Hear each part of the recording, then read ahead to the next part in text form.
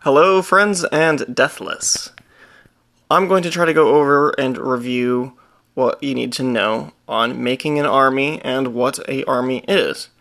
First off, we're going to talk about what an army is and then how to make it. As you can see, here are 4 armies. We're going to be looking at the top 2, the Ironheart Defenders and the Shadow Legion. These 2 units have engaged in battle on a playing board.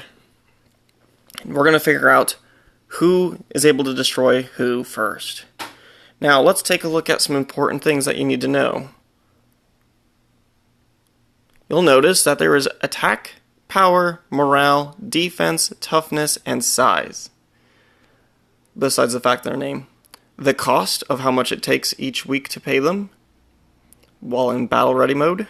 Their traits, which allow them to have extra abilities or advantages or special perks, and then orders, which, well, other than just saying, I do a basic attack, they can do a special basic attack. That isn't basic. Hopefully that makes more sense. But let's go to attack. Attack is when this army engages with the enemy, they're going to get a +4 to their roll. So just like in combat, this is your attack. You roll a d20, you get a +4. This d20 +4 is going to go against the enemy defense. Whoop.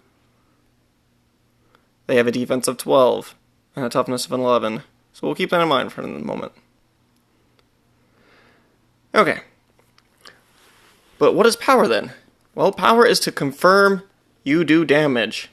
Yes, when these 2 giant armies get together, they're going to hit each other, and people are going to die. But if they take too many losses, it's actually because of power, how powerful this army is. So, attacking is to confirm that they hit, then followed up with a power. It is a hit and confirm hit type of system. So we roll our d20 again, and we're going to then get our power. Now I'm going to roll some actual dice and see what we can get. So let's go to my dice generator. Now, like I said, first, to hit, we get a +4. So at the bottom right hand corner, you'll see that we've got a +4. But bing! Wow. This army does not hit.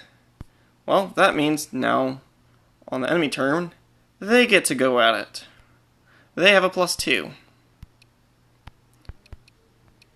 19. They hit. More than likely, yes. Their defense is 13. They also has a toughness of 13. But we'll talk about that in a second. Alright.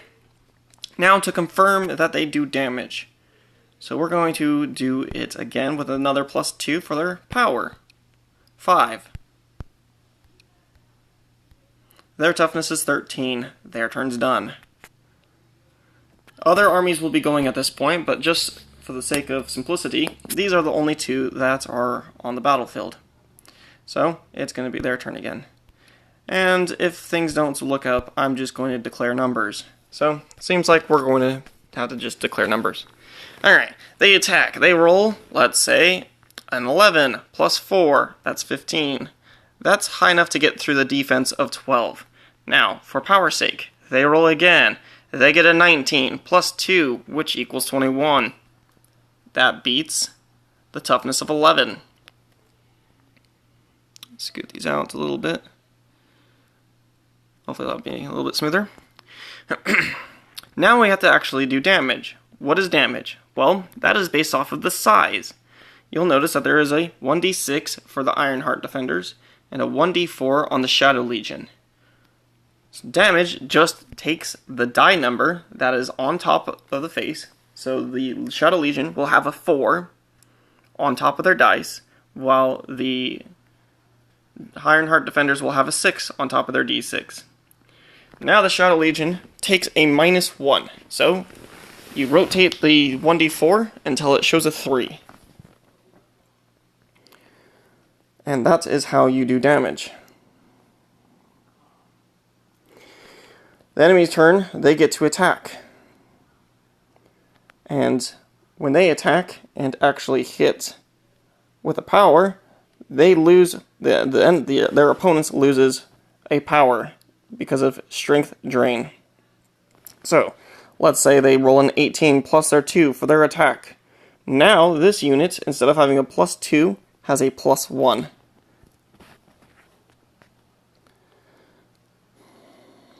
Then, the enemy attacks again with their power, and now does damage to the Ironhearts, getting past their 13 toughness. That 1d6 is still 1d6, but with a 5 instead of a 6 on it. This continues on until one unit gets half, and that happens to be the next turn on the skeletons, the Shadow Legion. They have a 1d4 with a 3 on it. Now they have a 1d2 with a 2 on it. They are currently what is known as diminished. You will see that word occasionally. That just made them angry. Whenever this unit gets diminished, this unit has advantage on attack checks. Enemy powers checks against them have disadvantage. Well, that does not apply to this battle just yet, but whenever a enemy unit has a half their remaining units on the die, they have to make a morale check, and this is where the morale comes in. This legion now has to make a d20 roll in order to successfully keep their units together. And for the sake of this, and the morale check, by the way, is 15, just like Horrified. Horrified is kind of a morale check without having to worry about diminishing just right off the bat. But so, morale. They roll a 15 plus 2. So they're fine. Now, the Ironhearts get attack, going from a d6 with a 5 on it to a d6 with a 4 on it. They are not diminished yet, but it is the Ironhearts' turn. They attack, and once again, they overcome the defenses and toughness. That 1d4 with a 2 becomes a 1d4 with a 1, and have to make another morale check. And let's say they get a 3 plus a 2. They fail. They lose all their units. The failed morale check means they go down in size by 1 again. So they went from a 2 to a 1, and then the remaining 1 ran away. They fled. They scattered, and no longer have to worry about it. Now that's the end of the battle. And now the size of this Ironheart Defenders is a 1d6 with a 4 on it. And over time they can heal up to 1d6 with a 5. If they spend some time to heal. Which we'll talk about that in-game and not worry about it now. Okay, cool, so that's battle. We use the attack to overcome defense, power to overcome toughness, morale to keep your army together, which is half the size of your current die size. Well, we're going to talk about the cost. This one cost 470. Our cost is going to be slightly different as we make things. So let's come up here. Don't mind these artifacts. Went a little too far. That's what happens when you... There we go. One more. Hey, it's the Ironheart Defenders. We were just talking about them. Congratulations on surviving your fight. Now let's talk about how you were made. Alrighty. So right now we have a list of ancestries. These are ancestries that the book has, but we can make our own, such as halflings and turtle people or Goliaths. We'll just talk about the basics for the time being. And we're going to use dwarves as the example. So the dwarves get a +3 to their attack, a +1 to their power, a +1 to their defense, +1 to their toughness, and a +2 to morale. They start off with the trait Stalwart. Wonderful. In your little player's card, you're going to write those numbers down in the appropriate locations. Would you like to buy special abilities? Bred for War is a good one. Brutal, amazing, courageous, absolutely wonderful. Eternal doesn't seem to be good for you, as, well, you can't use it. Frenzy, wonderful. Martial, great. And that's about all you... Oh, Stalwart at the almost very bottom. You can see what they do. Right here, I'll pause for a second.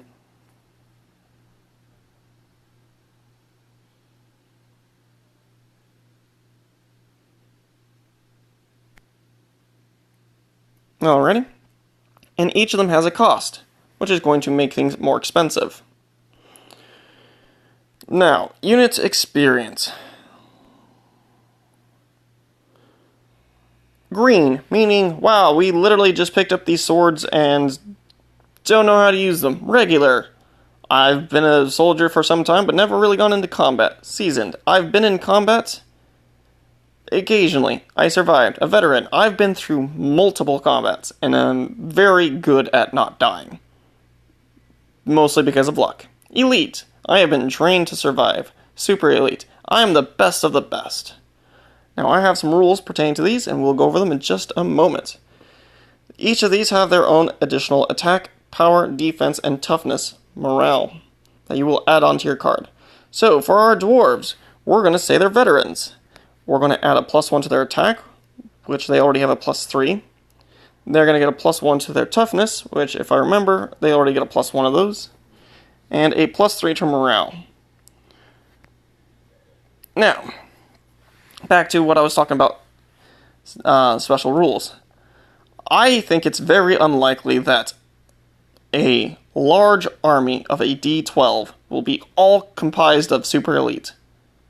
If you happen to have one, that's great for you. But when it comes to purchasing and making units for our battle, we're going to go with, you have to have a D4 for super elite, a D6 for elite, a D8 for a veteran, seasoned is a D10, and regular are D12. Now there are exceptions. You can go one lower on those requirements. So you can grab a D12 of season, or you can grab a D10 of veteran, a D8 of elite, and one D6 of super elite. That is a cumulative one of each of those particular types. I do not recommend getting any greens. Alright, equipment. Light armor, medium armor, heavy armor, and super heavy. Here are their bonuses, mostly to doing extra power damage and defense. None to morale and anything else. So again, here are their stats. Now let's talk about the unit type. Oh, for the sake of our unit that we're making, we're doing heavy. So a +4 and +4 to power and defense. Now, flying dwarves don't seem like a great idea. Dwarves with archers, no, let's go with cavalry, yes. We're gonna go with the dwarves on their little rams, their little ovises, hopping and jumping around, crashing into people, because these are some mighty heavy dwarven cavalry. Bah. They get a +1 to attack, +1 power, and +2 to morale. But you'll notice they also cost 1.5 times more than anything. Now, earlier we talked about some of these other powers. And just for the sake of it, we're going to do Bred for War, because that's super expensive. It's a 100. Brutal is actually more expensive. We're going to go with Brutal. Brutal, this unit inflicts 2 casualties on a successful power attack. So when we do a attack against their defense, it does not apply. But once we get past that and go from power to toughness, instead of changing the D4 to do a 4 with a 3 on top, it now becomes a 4 with a 2 on top. and they have to immediately, in that situation, make a morale save. So, we're going to grab that plus 200 cost. And we're going to have to eventually multiply that with the 1.5. Wonderful. So, we've done our steps.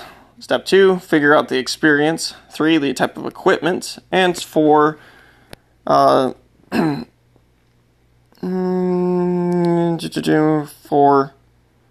skip 4, that's an unimportant. 5, there we go, size. So, step 2, we said that they are veteran with heavy equipment, and that the size of them, let's go with a size, oh yeah, they're cavalry. That's what step 4 was. And then the size. Let's go with a D8. So there is a D8 worth of health, and it has another multiplier of 1.3 with their additional 1.75 multiplier because of, 1.5 because they're cavalry. Alright, time to add it all up. I apologize for the shaky screen. To add everything up, what you're going to do is you're going to take the total power, you're going to take these total numbers. So we're just going to use the rock breakers for this example since it's on the screen.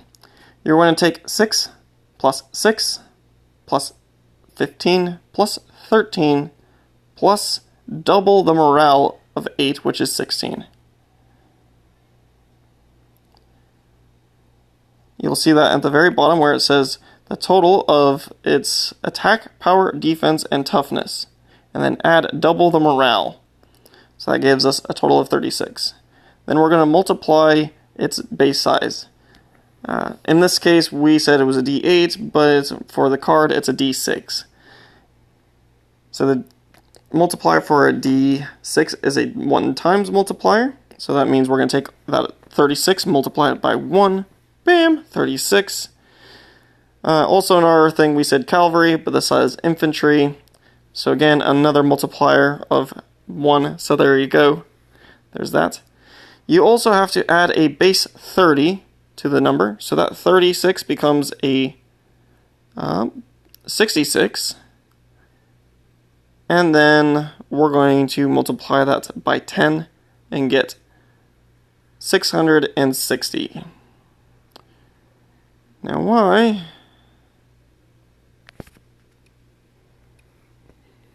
There we go. Here we was looking for this part. We multiply the whole thing by 10 to get 360. Then we have to add the cost of all their traits, which is 50 for the stalwart, plus another 30 for the base, which I already did beforehand. So, going back, we had the 36 times 10 equals 360. Add their cost, which is 50, plus a base 30, for a total of 440. If you do this out of order, it ends up being extremely expensive, and I'll probably have to go back and redo my own math. But that's for Ventrix to approve or disapprove. If you do the numbers wrong and get it past her, congratulations, you're sapping your own army's money. If she sees that you've done it wrong, she's going to tell you to do it again. But that's best luck to her. Now there's one small other thing you're going to have to consider doing. Hiring allies. And they have a multiplier cost as well.